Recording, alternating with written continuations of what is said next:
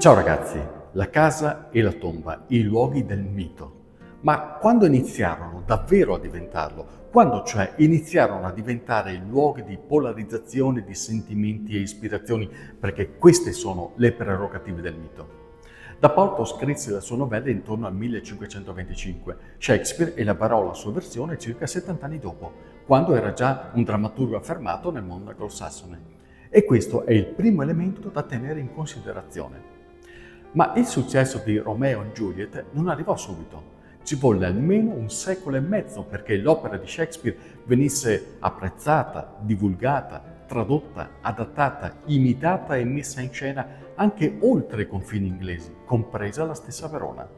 Solo dopo questo lungo tirocinio o gavetta ne venne riconosciuta la grandezza e fu questo il momento, siamo all'inizio del XVIII secolo, in cui iniziò anche il pellegrinaggio a Verona di letterati e studiosi inglesi alla scoperta dei luoghi della tragedia. E il luogo più ambito, perché già individuato interpretando la narrazione, era proprio la tomba, alla quale i visitatori inglesi giungevano accompagnati da ciceroni veronesi, spesso eminenti notabili.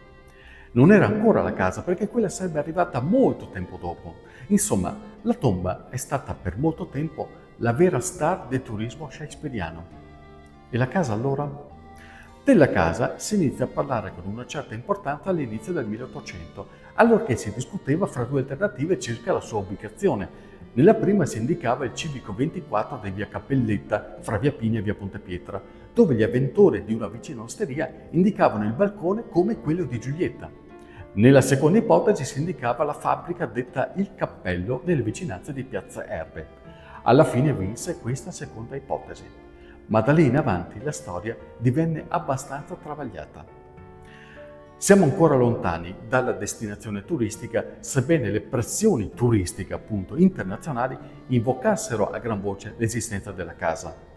Ma il complesso, acquistato dal comune nel 1905 per 14.500 lire, fu per lungo tempo un vero e proprio sobborgo, un luogo malfamato, mal conservato, inizialmente restaurato, ma poi dato in affitto a privati, senza alcuna visione su cosa sarebbe potuto diventare un giorno quel cortile. La casa di Giulietta aprì ufficialmente ai turisti nel 1973 e da quel momento iniziò l'ascesa impressionante del flusso turistico, tanto da farne il luogo più visitato di Verona. Ma se ci si vuole immergere pienamente nell'intensità della storia, entrambi i luoghi vanno visitati e vissuti, perché ognuno è portatore di emozioni. Ci vediamo alla prossima puntata.